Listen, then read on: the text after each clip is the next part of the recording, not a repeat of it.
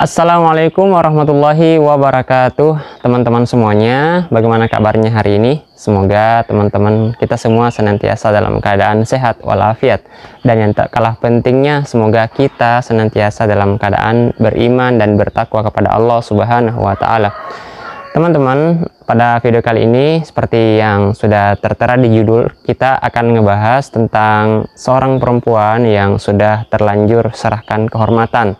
Nah, jadi ini tentang perempuan yang berpacaran lalu sampai pada hal-hal yang diinginkan. Jadi bukan hal yang nggak diinginkan, tapi diinginkan utamanya bagi si si laki-laki, yaitu hubungan luar nikah gitu. Kenapa kami katakan bahwa ini hal yang diinginkan? Ya karena sama-sama pengen gitu kan. Kalau perempuan yang nggak mau melakukan hubungan luar nikah, berarti namanya bukan perzinahan tapi pemerkosaan. Berarti laki-lakinya itu bisa dipidana, secara hukum bisa ditangkap gitu kan. Tapi karena terjadi atas dasar suka sama suka, maka kedua-duanya itu pengen dan dinamakanlah perzinahan, sehingga dalam hukum di negara kita di Indonesia itu nggak akan mendapatkan hukuman gitu kan, karena memang negara kita itu melegalkan, membolehkan, melindungi bahkan yang namanya perzinahan gitu. Jadi tapi kita nggak akan ngebahas hal itu lebih jauh. Saya pengen ngebahas tentang bagaimana sih tipsnya, bagaimana apa yang harus dilakukan oleh teman-teman yang udah terlanjur serahkan kehormatan dan merasa bahwa ya saya pengen hijrah, saya pengen meninggalkan si laki-laki itu. Tapi kalau saya meninggalkan laki-laki itu berkata, nanti aku nggak akan nikahin kamu. Dan si perempuannya itu berpikir bahwa kalau saya berhijrah, saya berubah, saya nggak menikah sama si laki-laki itu yang sudah menghamili saya atau sudah merenggut kehormatan saya, apakah masih ada laki-laki yang mau menerima masa lalu saya? Pokoknya berpikirnya seperti itu, dan itulah yang membuat sebagian besar perempuan yang udah pengen berubah, pengen berhijrah, meninggalkan laki-laki itu, dan dia tetap pada posisi ya udahlah, udah terlanjur juga, dan kalau saya juga berubah nanti nggak ada laki-laki yang mau dengan saya, kata perempuannya. Nah, itulah yang pertanyaan itu yang ditanyakan kepada kami, dan ini bukan satu kali pertanyaan, atau udah banyak banget pertanyaan yang serupa gitu ya. Nah, makanya pada video kali ini kami sedikit akan ngebahas apa sih tipsnya, apa yang harus teman-teman lakukan seandainya ada pada posisi itu, atau punya teman yang mungkin di posisi itu, apa yang harus disampaikan kepadanya. Nah, jadi teman-teman, yang pertama adalah teman-teman harus memahami, khususnya bagi Anda yang di posisi udah terlanjur serahkan kehormatan dan merasa ragu untuk berubah karena takut nanti nggak menikah lagi, atau takut nggak bisa menikah dengan laki-laki dengan alasan masa lalunya gitu ya. Nah, jadi yang pertama adalah Anda harus tanamkan dalam diri Anda bahwa berubah, berhijrah itu tujuan utamanya, niatnya bukan karena ingin menikah, atau bukan agar nanti bisa mendapatkan laki-laki yang baik sebagaimana yang Anda inginkan, tapi Anda berubah, Anda berhijrah semata-mata mengharapkan ridho, rahmat, dan ampunan Allah Subhanahu wa Ta'ala. Jadi teman-teman semuanya, tips yang pertama adalah tanamkan dalam diri bahwa kita berubah, kita berhijrah, meninggalkan kemaksiatan itu bukan untuk mendapatkan hal-hal yang sifatnya duniawi, bukan untuk bagaimana agar nanti bisa menikah dengan laki-laki yang baik, bukan itu. Nah, yang tak kalah penting adalah bagaimana kita bisa mendapatkan ampunan Allah, ridho dan rahmat Allah Subhanahu wa Ta'ala. Itu yang terpenting. Nah, jadi yang harus kita syukuri adalah karena Allah masih membukakan pintu taubat itu sebelum kematian ajal menjemput. Bagaimana kalau seandainya menunda hijrah, menunda taat hanya karena rasa takut tentang dunia, pada akhirnya bertahan pada posisi menjalin ikatan yang Allah haramkan, belum lagi harus menyerahkan kehormatan setiap laki-laki itu meminta gitu kan. Nah, sampai ajal kemudian menjemput dan belum berhijrah, belum bertaubat, nauzubillah min zalik. Makanya segeralah buat Allah berbahagia dengan taubat yang kita lakukan, sebagaimana hadis Nabi Shallallahu Alaihi Wasallam. Dalam sebuah hadis Rasul bersabda, Innallaha asyaddu farhan bitaubatin ahadukum bidallatin iza wajadaha. Jadi sungguh Allah itu sangat gembira, Allah itu sangat senang kepada salah seorang kalian yang bertaubat, melebihi bahagianya, melebihi senangnya salah seorang di antara kamu yang ketika kamu itu kehilangan harta benda yang kamu cintai lalu kamu menemukannya kembali gitu. Kita kalau kehilangan sesuatu, sebut saja kita kehilangan motor ya, sepekan baru ketemu, aduh itu kan bahagia banget ya. Nah kalau perlu adakan hajatan syukuran. Nah Allah itu lebih berbahagia, lebih senang kepada salah seorang yang dia pernah berdosa lalu dia bertaubat. Nah Allah tuh senang banget sama orang yang kayak begitu. Tapi bukan berarti anda sengaja berbuat dosa dulu baru bertaubat agar Allah senang, ya nggak seperti itu. Nah terus dalam Quran juga disebutkan surah kedua ayat 222, Allah menjelaskan innallaha yuhibbut tawabina wa yuhibbul mutatahhirin. Allah itu sangat senang, sangat cinta. Innallaha yuhibbut tawabina wa yuhibbul mutatahhirin. Allah sangat senang, sangat cinta kepada orang-orang yang bertaubat, lagi menyucikan diri mereka. Bertaubat itu udah kembali ya kepada jalan Allah, menyucikan diri itu artinya orang yang dia nggak maksiat dan dia senantiasa menjaga dirinya agar senantiasa berada pada jalan yang taat, menjaga dirinya dari hal-hal yang Allah larang. Nah itu berarti menjaga kesucian diri. Jadi teman-teman semuanya, itu yang harus kita tanamkan dalam diri kita, bahwa yang terpenting bagi kita seorang mukmin di dunia ini, apalagi nanti di akhirat, tentu bukan perkara-perkara materi yang terpenting, tapi bagaimana agar Allah ridho dengan apa yang kita lakukan gitu. Maka kalau kita pengen berhijrah, memang kita tuh yang terpenting adalah luruskan niat. Kalau niat kita baik, niat kita benar, insya Allah kita nggak akan pernah khawatir tentang nanti seperti apa. Karena yang kita fokuskan, yang kita pikirkan bagaimana agar Allah ridho kepada kita. Kalau Allah udah ridho, Allah udah senang kepada kita, maka insya Allah apapun yang kita minta, itu insya Allah akan berikan. Kalaupun Allah nggak berikan, maka itulah yang terbaik menurut pandangan Allah Subhanahu Wa Taala. Sehingga hati kita itu nggak akan pernah merasakan kekecewaan atas jalan hijrah yang teman-teman pilih gitu. Nah teman-teman, dunia ini sementara akan kita tinggalkan. Nggak ada kenikmatan di dunia ini yang abadi, kecuali ketaatan yang kita rasakan nikmat itu akan abadi insya Allah. Maksudnya kita akan bawa sampai ke akhirat dan kita akan nikmati nanti di akhirat lebih banyak lagi. Nah bukankah teman-teman yang paling kita harapkan di dunia ini adalah ampunan dan rahmat Allah Subhanahu Wa Taala. Lalu dengan itu kita mendapatkan surganya, kenikmatan yang nggak pernah terbayangkan gitu kan. Maka teman-teman fokuslah pada hal-hal yang sifatnya kekal abadi, yaitu surganya Allah Subhanahu Wa Taala, ampunan Allah Subhanahu Wa Taala. Nah jadi itu yang pertama. Bagaimana nanti kalau nggak ada laki-laki yang mau menikah Kak dengan saya? Ya terserah Allah gitu kan, tapi nggak mungkin Allah akan mengecewakan Anda ketika Anda itu memilih jalan taat.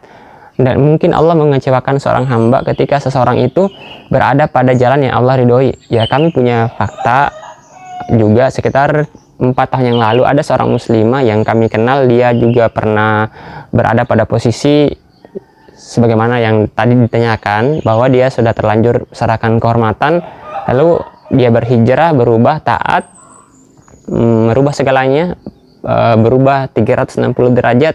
Pada akhirnya nggak lama setelah itu dia menikah dengan laki-laki yang baik. Artinya apa? Ya kalau Anda memperbaiki dirinya, melayakkan diri, insya Allah Allah akan hadirkan juga jodoh yang baik. Tapi sekali lagi niatnya berubah sedari awal bukan karena manusia, tapi karena Allah. Karena kalau berubah karena dunia, karena manusia, karena materi, ya gak lama setelah hijrah itu nanti akan merasakan kekecewaan. Nah jadi itu tips yang pertama yang harus teman-teman lakukan. Oke, kita next ke tips yang kedua. Jadi gini, saya pengen tanya nih sama teman-teman, menurut teman-teman semuanya, apakah Allah itu merasa sulit untuk menciptakan alam semesta ini?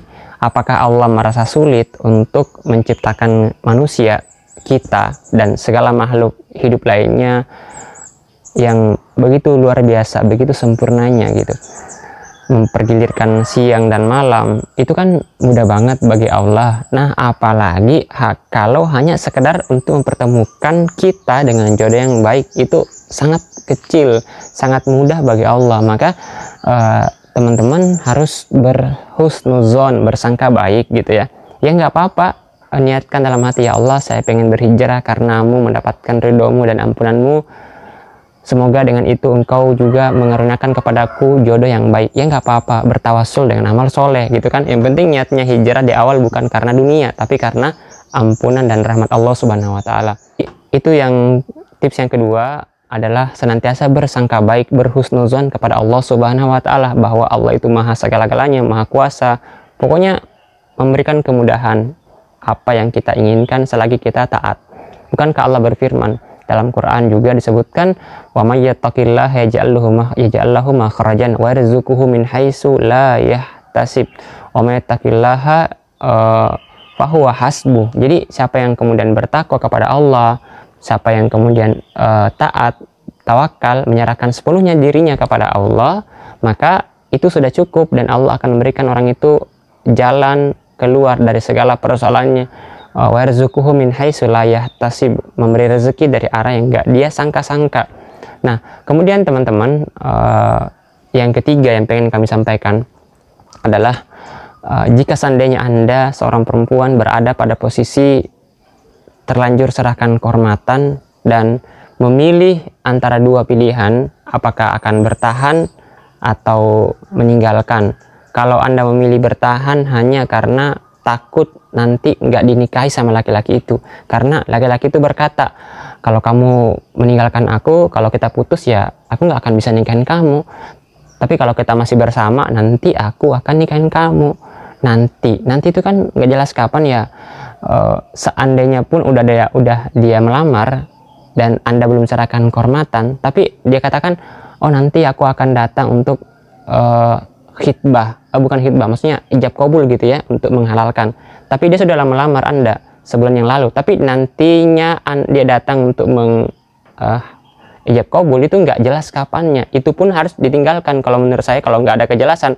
Apalagi laki-laki yang udah merenggut kehormatan Anda dan dia menjanjikan pernikahan, itu adalah sebuah jebakan di mana setiap laki-laki itu pengen Anda serahkan kehormatan, pengen berhubungan, ya dia akan memperlakukan Anda. Teman-teman semuanya, ketika laki-laki itu berkata bahwa kalau kamu meninggalkan aku atau kalau kita putus maka aku nggak akan bisa menikahin kamu, sebenarnya teman-teman itulah yang laki-laki itu inginkan, yaitu bagaimana Anda perempuan berada pada posisi terlanjur sudah serahkan kehormatan.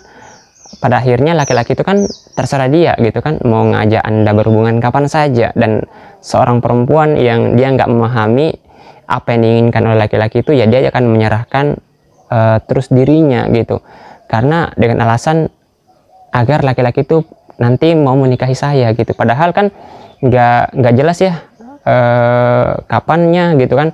Terus mohon maaf, itu adalah sebuah kebodohan. Kebodohannya adalah karena menjadikan diri itu bahan pemuas syahwat, pemuas nafsu si laki-laki itu, senantiasa menyerahkan kehormatan hanya karena dijanjikan pernikahan gitu.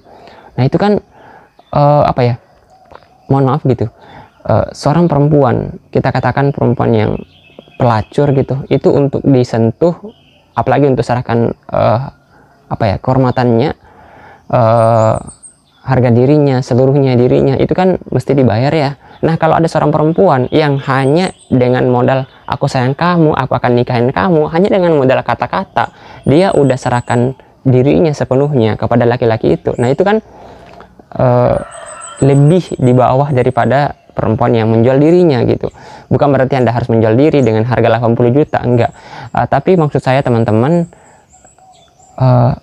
kan ada banyak pilihan, yaitu Anda bisa memilih untuk hijrah, taat, lalu meninggalkan laki-laki itu. Dan saat itu Anda nggak perlu dengarkan apapun kata laki-laki itu. Aku nggak akan nikahin kamu lah, aku akan bunuh kamu lah, terserah apapun katanya, jangan pernah didengarkan. Apapun ancamannya jangan pernah dihiraukan. Karena kenapa? Memang laki-laki itu hanya bisa mengandalkan kata-kata dan minim pembuktian. Itulah yang diinginkan oleh laki-laki yang memang nggak siap bertanggung jawab. Bahkan kalaupun dia pengen bertanggung jawab, kalau saya perempuan, ya saya akan berpikir untuk menikah sama laki-laki yang seperti itu. Kenapa? Belum halal saja dia sudah melakukan hal-hal yang dibenci oleh Allah, mempermainkan wanita, apalagi kalau udah menikah. Ya mudah kan bagi dia untuk melakukan hal yang sama kepada perempuan-perempuan yang lain gitu. Nah, berikutnya teman-teman semuanya, dan ini yang terakhir, sebelumnya yang terakhir banget, yaitu jika Anda bisa memilih untuk meninggalkan dan itu yang pilihan yang terbaik, jangan tunda, segera ambil handphone Anda sekarang juga. Setelah ini Anda tulis pesan kepada laki-laki itu, aku tunggu pekan ini kamu datang menikahi aku, menghalalkan aku atau mengkhitbahku, ketemu sama orang tuaku. Bulan depan kita nikah kalau kamu serius mencintaiku, kalau enggak ya mulai sekarang, mulai hari ini aku dan kamu bukan lagi siapa-siapa gitu. Dan Anda nggak perlu berharap untuk dinikahi sama laki-laki itu karena dia bukan laki-laki yang baik kan begitu. Terus yang terakhir banget teman-teman semuanya, lebih baik Anda meninggalkan daripada Anda yang ditinggalkan dalam keadaan hamil ataupun nggak hamil mungkin, tapi udah terlanjur serahkan kehormatan dan berpuluh tahun kelamaan mungkin ya. Setahun 2 tahun menunggu itu pun udah terlalu lama, menunggu hal yang nggak pasti gitu kan. Sedangkan kalau Anda meninggalkan, ya bagi saya meninggalkan itu lebih membuat kita tenang daripada kitanya yang ditinggalkan gitu. Apalagi kita ditinggalkan dalam keadaan penuh berharap banget. Mending kita yang tinggalkan, mending Anda perempuan yang meninggalkan laki-laki itu dalam keadaan Anda udah siap, maksudnya Anda ya nggak peduli lagi dengan laki-laki itu, daripada Anda masih menaruh harapan dan Anda yang ditinggalkan dalam keadaan Anda penuh dengan penyesalan dan penderitaan gitu. Nah teman-teman semuanya, sebagai penutup daripada video ini, siapapun teman-teman di luar sana, jangan pernah mencoba untuk mendekati yang namanya pacaran, karena ibarat seseorang yang sedang menengguk khamar, minuman keras atau yang memabukkan, itu akan mengurangi sepertiga akalnya. Maka demikianlah orang-orang yang berpacaran itu akan berkurang sepertiga akalnya. Kenapa?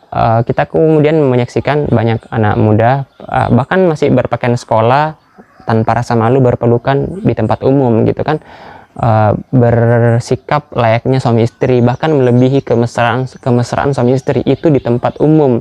Kenapa? Ya karena rasa malu itu udah hilang gitu. Nah jadi teman-teman semuanya, jangan sampai Anda menjadi korban selanjutnya yang itu nggak akan pernah terulang lagi. Jadi kalau sudah serahkan kehormatan, harga diri, kesucian, itu nggak akan pernah terulang kembali lagi gitu. Maksudnya sebagaimanapun kita bertobatnya, Allah ampuni insya Allah, tapi persoalannya masa lalu kita yang suci itu nggak akan pernah kembali jadi suci lagi setelah diserahkan kehormatan. Nah sehingga itu akan menjadi penyesalan yang mendalam, penyesalan yang sangat berat. Makanya teman-teman jangan tunggu Anda jadi korban untuk menyadari betapa buruknya, betapa hinanya jalan pacaran itu. Kenapa kami katakan hina? Itulah yang Allah sebutkan dalam Al-Quran, wala taqrabuz zina innahu kana fahisyatan wa sa'a sabila. Jangan kamu dekati zina, dan zina itu adalah perbuatan yang keji dan seburuk-buruk jalan. Jadi keji, hina itu sama aja gitu ya. Jadi pacaran itu kan zina ya, zina mata karena pandangan, zina telinga karena pendengaran, zina tangan karena menyentuh, dan kemaluanlah yang akan membenarkan. Dan nggak mungkin terjadi zina kemaluan atau zina yang hakiki sebelum ada step-stepnya, dan itu dilakukan dalam dunia pacaran. Jadi teman-teman semuanya, semoga video ini bermanfaat. Kalau ada hal-hal yang pengen ditanyakan, silahkan komen di kolom komentar. Sekian, wassalamualaikum warahmatullahi wabarakatuh.